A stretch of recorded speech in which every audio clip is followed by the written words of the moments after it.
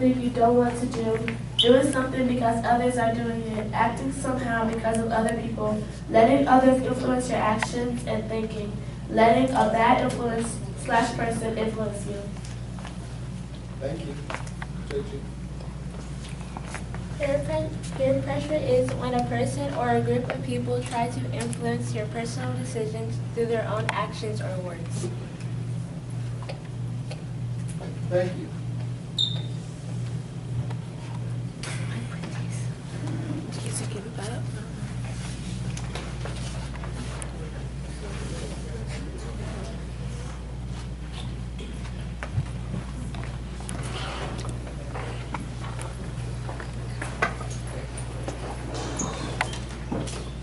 All right. Thank you very much, everyone. Thank you, thank you, thank you. So does everyone understand what peer pressure is? If we leave this place today, and I bump into you in 2 years' time, will you be able to tell me what peer pressure is? Yes. Okay. Well, let me tell you what the definition of peer pressure is in the dictionary. Rule number 1. Read rule number 1 to me. You, in the red shirt. What's rule number 1? Rule number 1. Ground rule. Ground rule number 1. Stand up. Come read to us. I don't like when people disturb my class. So come read rule number 1 to me. Rule number 1. No talking when someone else is talking. Was I talking? Were you talking? What are you breaking rule number 1? Peer pressure, right? Just talking to you, you should just focus. That's a negative peer pressure right there.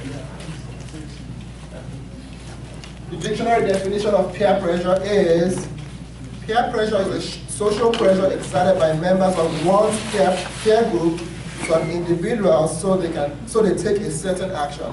And that's what everybody said. Somebody's forcing you to do something you don't want to do. Adopt certain values or otherwise conform in order to be accepted. For those in high school, you do things that you don't want to do, but your friends make you do it. If you relate with that, raise up your hand. If you're in high things. school. Does anyone do that? Saggy pants? Nobody? Really? Okay. But does everybody understand what peer pressure is? Yes. Everybody does? Agree? Good. Have you ever been pressured before? Yeah. Anybody want to share something? Any instance that they went through some immense pressure and what they did to stand? Yes, yeah.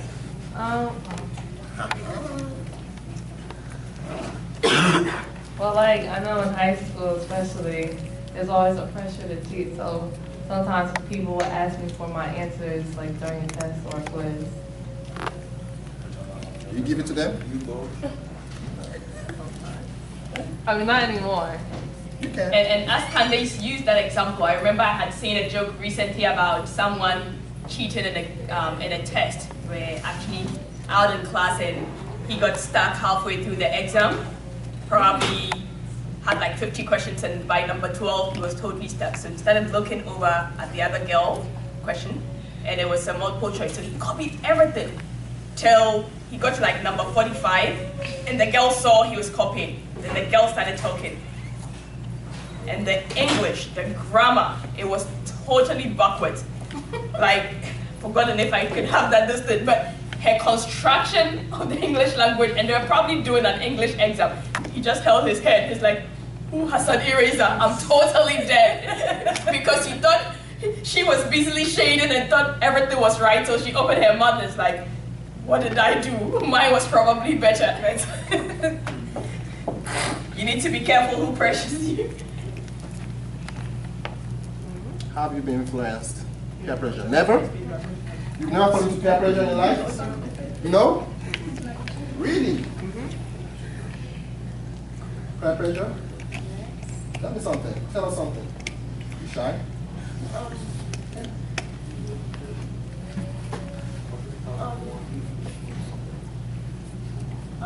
My teacher, she gave, I had to take a candy from a bucket, and I mistakenly took two. And I was about to return it, and my friend, this boy that was sitting next to me, he said that I shouldn't return it and I should give it to him. And my other friend was telling me to give it back to the teacher, so I had to make a decision. What was the decision? Give it to the teacher. Did she make the right choice?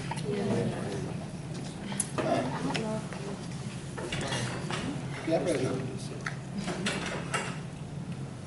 Okay, well, me and I've been offered. I can't hear you. Yeah, Mike. I've been offered drugs before that I said no to. Even I with the couldn't mic, I hear can you. hear you. Okay. I've been offered drugs before that I said no to. Oh, really? You Oh, need to tell me. drugs. I'm interested in that. So who offered you that? No, let her have the mic. Where was this? In class. She's a Christian. I would say. Person. In person. Where? You could be a Christian. They are Christian. Where? No, I wasn't hearing you. I mean, you're speaking to me. At your school? And where, was it in class or where were you? What? Who was trying to pick? My mom was trying to pick out. Your mom was trying to pick you up. So I So, was trying to pick me up from school, and there was some guy there, and he was like, While you were waiting to be picked up. yes. Okay. and did you know outright it was drugs? Or you didn't have any idea at first? Oh, I know he smokes weed, but I mean, I don't talk to him, so. So what did you say? Well, 8th grade we did. What did you say to him? I told him no, and then I walked away. Okay, good. What did you offer you? Weed? I've gotten offered drugs a couple times. My school's very prominent for drugs. I don't do it. Every high school, really. Outside? Columbus High School. Columbus is probably worse than mine. Columbus But High School, we're- actually, because they do more pills and everything. Yeah. Whoa. We just smoke a lot of, well, they smoke a lot of weed. So how many of you have ever gone through that before? That somebody Well, comes up? Drugs. offering Like that they will offering? offer. alcohol, drugs. So it's actually common. It's very common. It's very common. Why do you think that's the case? How do they even get bold enough to come up to you? I mean, I'm do a they just pretty, I'm a pick pretty on cool anybody? person, so it It's can like be you're cool. associated. Apparently, I mean, people think I Okay, do. when you say you're a pretty cool person, in what way? I mean, I guess because sometimes I'm. No, wait, Faith, let Ladi answer. In what way? Yeah, like, Well, if like I do sports and you know I know a lot of people, do other not so good things, and they'll try to involve me in that too. So Are you an athlete? I'm an athlete, Okay, what do you play? football, and I ran track this year. Okay. and I've heard that everybody. You run track. What race? Well, I threw disc and I also did 4x1. Okay. Do you wear designer shoes or designer jackets and t-shirts and stuff like that? No, I have a reason for asking. I mean, yeah, Okay, because you see, there's a pattern that I have seen. I may not be totally right, but I've seen that sometimes when they think you're cool, when you're handsome, when you're an athlete, when they think you're from a rich family, those are the kind of things that they're looking for. And they think you'll be a good target. Either that you will use it or that you would help them with money to finance them. So it could go both ways. They might think, okay, this looks like somebody who might want to use it, or this looks like somebody who has the money to afford it, or this looks like somebody who I can take money from to feed my own desires. So it's all that those kind, and there's nothing wrong in those things. I love good clothes. I love good shoes. Trust me. This is not the way I dress in my church. And I'm not saying this to boast or anybody, just to tell you that there's nothing wrong in those things. But sometimes those are the kind of things that predisposes you. So you have to be careful. It's good. I like to look. My son likes to wear designer shoes and t-shirts, and every now and then we fight over it because I like to tell him, tone it down. You don't want to run into trouble because it will make you an easy target. So you have to balance things. It's good to dress well, to be cute and handsome and pretty for the girls, but you also have to balance it so that you don't make yourself become an easy target. You understand what I'm trying to say? So you have to be on the lookout for people like that. And of course, know how to deal with them. We're going to talk about how to deal with them so that then they don't turn back and try to harm you, in some form or the other. And then you shouldn't compromise, like she said, right? When we did that exercise outside, we thought of ourselves and we realized when we had most of those questions that would either let us stand to the left or the right, we had to think about what we wanted to do. So you don't really have to compromise what others compromise your standards for what others think. Like, you like to dress well, yes, but there should always be that thing in you that stands out. And that's why I was asking, how come, of course, it's a simple thing around the schools, but there should be some key things that they should be able to see about you. And to say, don't offer life. oh no, I can Don't never, offer don't life. even dare come to this person. You know, he'll mess up your game, or he'll go and say, so, Or he'll tell the teacher yeah, on you. and everything, try and, I call it branding yourself. Create something, an innate ability within yourself that you would always stand up for. People would always know you for, and you can never compromise your standards. So they know what to talk to you about and what not to bring to you. Okay? Just to piggyback on what Alfred just said, pretty much, if they can be bold enough to come offer you drugs or something else, what are you doing also in your own perspective, your own place to influence them? That's a question I don't know if anybody can answer. What can you do? Because a young person, your age mates, can be bold enough to share what he has, what he knows is best for him, to you. What, in your own perspective, what have you done to also influence them positively? That's a negative influence. Now, you that understands that you don't want to do it, you don't want to have drugs in your life at this, any point of your life, what are you doing positively to influence those people? Are you just shying away or just running away from them? Because they too, that's what they know best. That's probably what their uncles did, you know, and it's a syndrome. And if, I don't know if anybody can answer that question.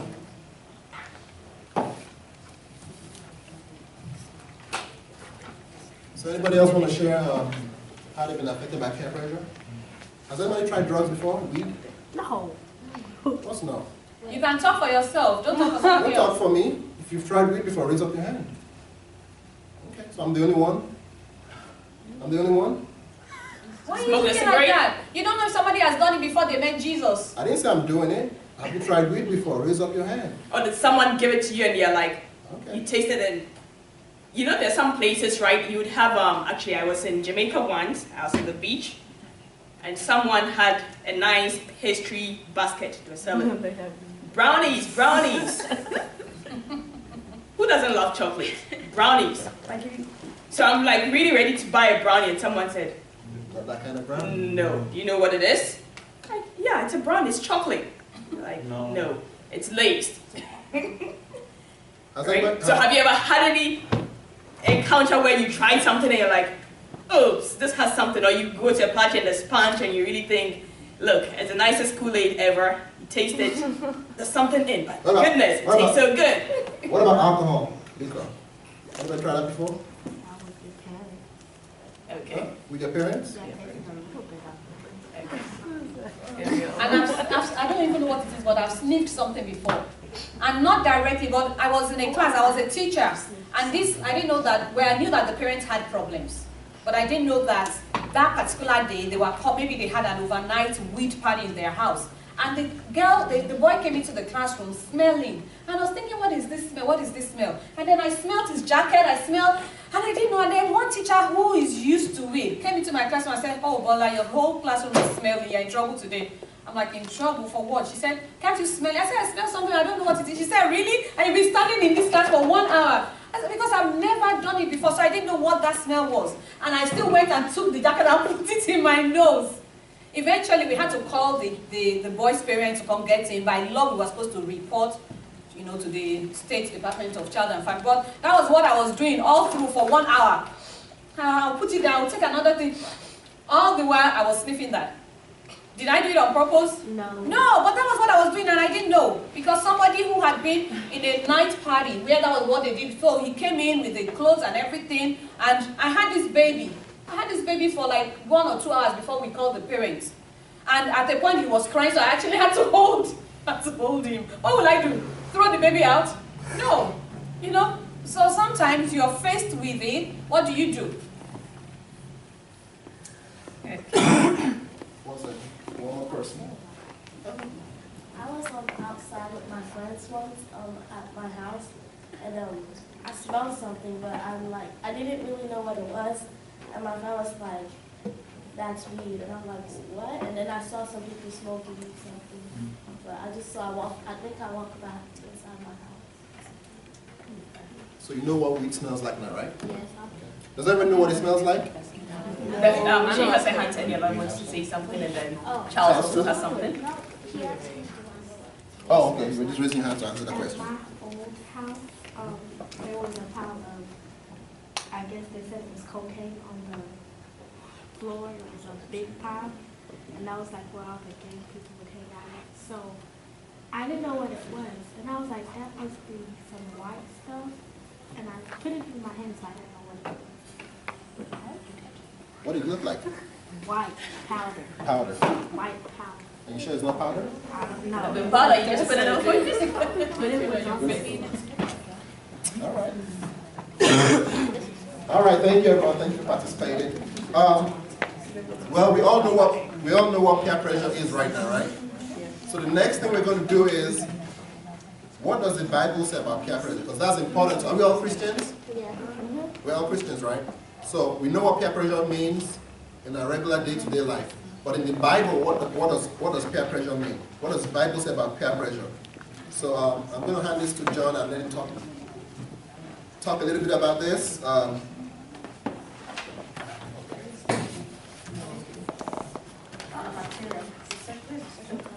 Yes, we already have the next one. They have it in there. Okay.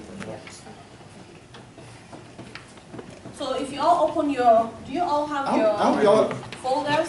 Everybody got this and everybody got a pen. So it's time to walk. Eat it and you can work.